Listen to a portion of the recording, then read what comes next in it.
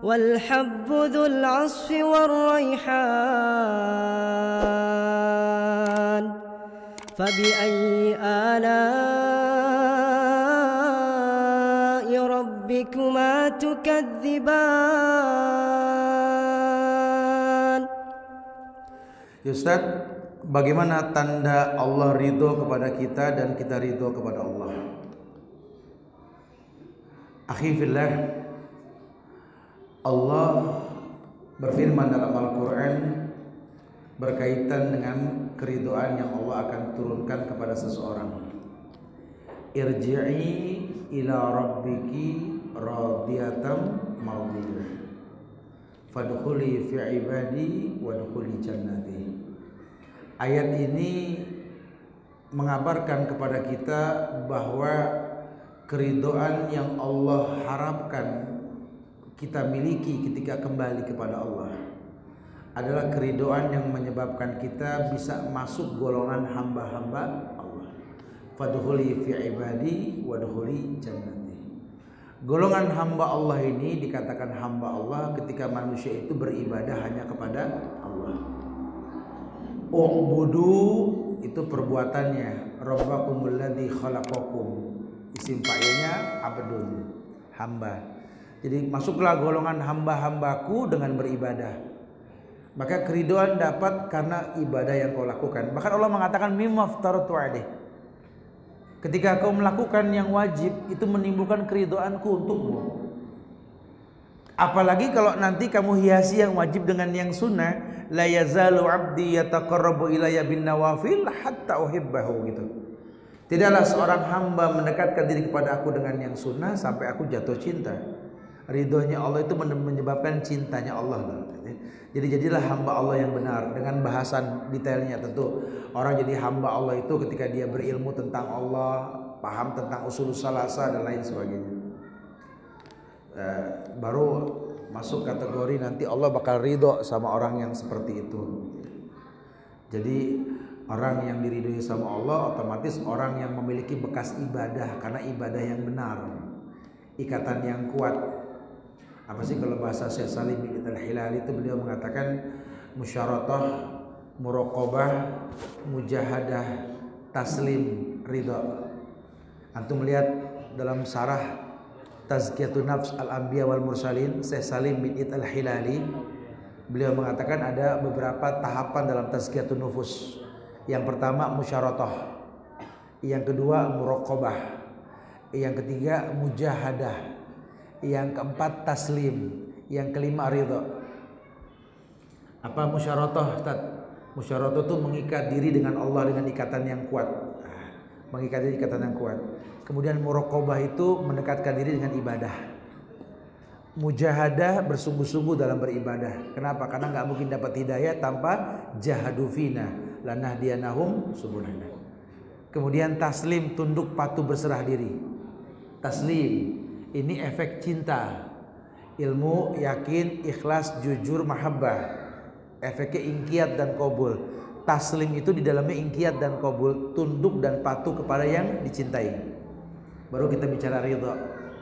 Jadi ada tahapannya. Mungkin bahasa nanti ustaz-ustaz yang lain lah membahas ya.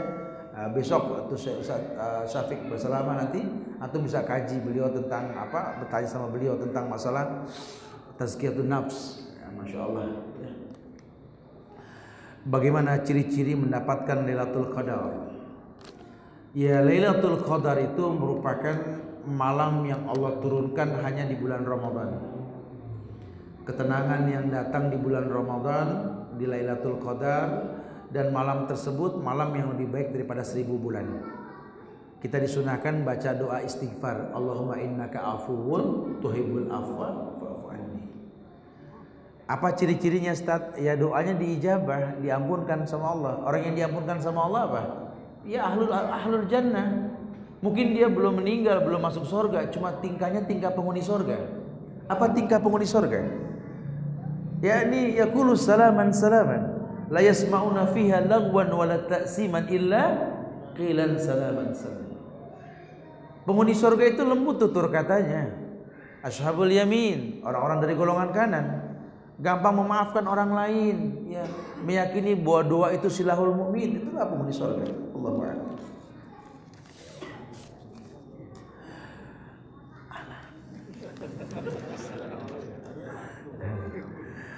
Bismillah, barakallahu fiik. Ustaz, saya pernah membaca hadis bahwa Rasul sebelum makan hanya membaca basmalah. Tapi Ustaz, banyak orang tua yang mengajarkan doa mau makan yaitu Allahumma barik lana fima razaqtana. Apa ini suatu masalah? Ya, bisa Mas Buloh, bisa Mas Budi. Mas Buloh masalah buat lo. Mas Budi masalah buat dia gitu ya. Kalau Rasul sudah nyontohin, jangan saingi sama ucapan yang lain, ya. Karena nggak ada lagi yang lebih baik kecuali ucapan Allah dan petunjuk Rasulullah Sallallahu Alaihi Wasallam. Makanya selalu ada muqaddimah tuh khutbatul hajjah. Fa inna khairal hadi hadyu Muhammadin Sallallahu Alaihi Wasallam. Sebaik petunjuk Rasulullah, betul? Nah, kita mulai nerima dah. Kalau yang namanya agama itu sudah qala Allah wa qala Rasul wa qala sahabat. Ya, walaupun siapa mengatakan sebuah kebaikan, kalau bertentangan dengan kalamullah dan hadis Rasul, tinggalkan itu. Bahwa itu pendapat Imam Syafi'i kan. Kalau pendapatku nanti bertentangan dengan hadis yang kau ketahui wahai Ahmad bin Hanbal, buang pendapatku ke tembok. Iya ya, jadi yang sahih ya baca basmalah, bismillah. Sama dengan doa buka puasa nanti ya, baca bismillah. Bismillah, minum. Habis minum baru dhahabadz dhama' wa batalatil uruq wa sabatil ajr insyaallah. Takjil, makan korma, ganjil, kumur, salat. Jangan iftar nanti habis salat. Jangan berberat-berat. Makanya fariha idza aftara, bahagia kalau orang yang mau iftar ketika puasa bahagia. Ya ini sudah selesai salat. Kita kalau habis iftar terus mikirin salat ruwet. Betul? Sholat. Ya Allah, tar dulu deh, gitu ya. Apa nyiksa sendiri gitu. Bismillah Ustaz. Ayah saya telah melalaikan kewajibannya sebagai kepala keluarga. Selama ini saya berusaha untuk birrul walidain tapi masih sulit mencintainya. Apakah saya tetap dosa? Iya, Anda dosa. Anda dosa. Wa in jahadaka ala an tusyrika bi ma laysa laka bihi ilmun fala tuti'huma wa sahibhuma fid dunya. Alasan ini saya katakan Anda berdosa. Karena kalaupun orang tua Anda mengajar Anda untuk berbuat dosa maksiat, jangan taat. Tapi Allah katakan sahibhuma fid dunya, jadikan dia sahabat. Ya. Sudah, jangan hakimi orang tua kita. Jadilah penutup aib orang tua, itu lebih baik. Ya. Minta Allah lembutkan hati kita ini untuk bisa mau menerima siapa orang tua kita, itu lebih baik. Assalamualaikum. Bagaimana perlakuan kita kepada bukan ibu kandung kita atau ibu tiri? Ayo, ibu tiri ya orang tua, walaupun dia bukan ibu kandung kita, yang nanti beda-beda makomnya beda-beda. Tapi dia tuh mahram kita, kenapa nikah sama orang tua kita kan? Ya dia kekasih hati ayah kita. Kalau kita mencintai ayah kita, harus bisa mencintai yang dia cintai. Ya. Kalau Anda betul-betul mencintai ibu Anda harus belajar mencintai yang dia suka. Begitulah bahasa anak tiri kepada ibu tirinya. Tapi tetap la ta'ata li makhluqin fi ma'syiatil khaliq. Tidak taat dengan makhluk untuk maksiat kepada Allah Al-Khaliq. Bagaimana cara berbakti kepada orang tua yang tinggal jauh? Akhi fillah, ya Allah. Ini alat-alat canggih di depan kita loh. Kita bangga ditelepon sama temen, bangga nelpon pejabat, bangganya itu Masya Allah. Masa kita gak pernah bangga ngedengar suara orang tua kita sendiri sih? Kalau anak orang kita beliin handphone, kenapa orang tua gak kita beliin sih yang canggihan dikit biar bening suaranya gitu loh. Kalau bisa pagi ini kuping jangan dengar yang lain, kita dengar suara orang tua kita. Karena mungkin sebentar lagi yang kita dengar dengkuran napasnya ketika ingin mati, betul? Telepon orang tua kita, telepon mudah sekali. Assalamualaikum, Umi baik, alhamdulillah. Oh, Masya Allah. Ya Allah Mi, kalau dengar suara Umi nih pagi nih, ya Allah tenang hati, Masya Allah. Umi kan senang digituin kan. Ayah ada Mi, ayah ada nih. Halo ya, halo, ayah kan sok wibawa pasti. Ya Allah, ini suara ayah, Masya Allah ya. Burung kutilang kala merdu. Kenapa nih anak katanya gitu? Ya hiburlah orang tua lah, hibur ya. Jangan diajak ruwet mulu orang tua gitu loh. Kita nyuruh istri kita pakai baju bagus, nyusul kita untuk makan di sebuah tempat yang enak, betul? Pernah gak kepikir sekali-kali kirimkan baju bagus buat orang tua kita, suruh kita di sebuah tempat? Sekali-kali coba. Jangan bikin orang tua tuh boring sama kita. Ini kita udah numpang makan yang makanan dia yang masak, tinggal dakwah mulu ke orang tua. Yang gak bakal bisa kena. Paling gak jadi anak yang dinanti dah sama orang tua dah. Saya sudah sampaikan kemarin, kita nih anak berhasil menjadi anak kalau orang tua tuh udah nunggu kedatangan kita, berhasil kita. Kalau orang tua udah panjang mata depan pagar, celangak, telinguk gitu, nungguin siapa Bu? Pak, anak mau dateng. Alhamdulillah dia dateng. Berhasil tuh kita jadi anak tuh. Tapi kalau orang tua pucet depan pagar, kenapa Mak? Pak, anak mau dateng. Astagfirullah dia dateng. Gagal jadi anak dah kita kalau begitu. Tobat buru-buru mendingan. Ini kedatangan kita nggak ditunggu sama orang tua, duduk sambil makan makanan yang dia makan di bangku yang dia beli, di rumah yang dia punya. Mak dengerin, qala Allah qala Rasul. Dia bakal mau dia. Gak kena sudah dalil gitu sudah, gak masuk ya. Jadi kita harus tahu membahagiakan orang tua tuh harus tahu. Gitu ya. Udahlah, bikin dia senang. Kita kalau punya gaji bulanan, kasih amplop ke orang tua, kasih ambil yang kalian butuh. Enggak jadi miskin. Unfik alaik. Bahkan ayat diabadikan apa? Ma anfaqtum min syai'in fa huwa yukhlifu. Mana kasat sedekatum min malin, tidak akan pernah kurang harta karena sedekah, sudah cukup. Kurang apa itu? Kemuliaan. Bagaimana agar senantiasa sabar dalam mendidik anak yang terkadang anak suka membantah? Iya, doakan. Karena Anda orang tua dikasih kesempatan mustajab doa, betul? Jangan anak dicaci, dimaki, jangan, doakan. Ini anak bisa begini karena kita mungkin. Anak durhaka karena orang tua yang durhaka kepada anaknya. Wallahu a'lam. Kita tidak pernah kenalkan dia tentang neraka, sorga, tentang Allah. Ya hasilnya begini.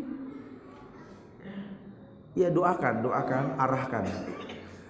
Bagaimana dengan perempuan yang sudah menikah terhadap orang tuanya? Karena dari tadi Ustadz bicara tentang laki-laki. Iya, akhi, ukti fillah.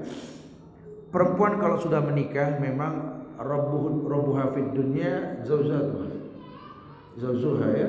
Jadi kalau ya, Tuhannya di bumi istilah bahasa itu suami. Tapi kalau suami yang baik harus tahu ini rahim ibu istrinya ini kalau diridhoi sama orang tuanya itu kelak lahir anak-anak yang mulia. Makanya jangan pernah larang istri kita untuk berbakti kepada kedua orang tuanya, tapi tidak mengalahkan baktinya kepada suaminya. Gitu ya.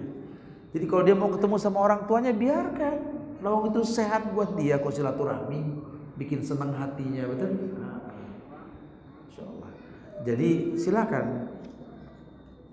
Makanya dari pertama nikah sama orang yang ngerti agama, jadi nggak ngelarang. Kalau yang nggak ngerti sama agama, kadang-kadang malah orang tuanya nggak boleh ditemuin lah, inilah itulah. Yang paling baik temuin. Apalagi kita orang laki, jangan suka ngelarang istri ketemu sama orang tuanya. Nanti kalau kita punya anak perempuan baru berasa. Ya saya katakan kemarin tuh bahwa kalau anak perempuan tuh kadang lebih open ke orang tua, ke ayah khususnya. Kita pengen punya anak laki, semua pengen punya anak laki. Anak laki kalau sudah besar cuma nasab yang sampai kepada dia. Kadang-kadang kepedulian itu ada di perempuan. Kita lelah, capek, anak perempuan tuh open. Aku ya capek, mau minum ya, dibikinin teh ya, teh. Kalau teh mah bahasa Bogor ya, teh gitu. Makin tisu, Abu ya capek ya, ya Allah, nih anak pinter bikin kita jatuh cinta nih anak. Tapi kalau anak laki, masya Allah, kita batuk bareng takap, masih nggak nanya kenapa. Ya, udah pakai koyo, badan bau minyak kayu putih, masih nggak ditanya, masya Allah ya. Ustadz, bagaimana cara berbakti kepada orang tua kita tapi orang tua kafir? Jadikan dia sahabat. Bersahabatlah, dakwahkan dia. Banyak kok sahabat-sahabat Nabi juga yang orang tuanya kafir, banyak. Masuk Islam karena orang tuanya. Salah satu siapa? Abu Bakar sama Abu Quhafah itu ayahnya masuk Islamnya belakangan. Abu Hurairah ibunya begitu dan lain sebagainya. Ustaz, bagaimana cara berbakti kepada orang tua yang masih belum masuk Islam? Oh, sudah tadi. Assalamualaikum Ustaz. Semasa kedua orang tua hidup, anak belum sempat membahagiakan mereka. Kini mereka telah meninggal. Bagaimana seorang ini untuk memberikan kebahagiaan? Ya, ziarahi kuburnya. Doakan dia. Basahkan mulut ini rotban min zikrillah untuk mengingat Allah, doakan dia. Ya, kita bersedekah untuk dia, hajikan dia, sambung silaturahmi dengan sahabat-sahabatnya yang masih hidup. Ustaz, saya mau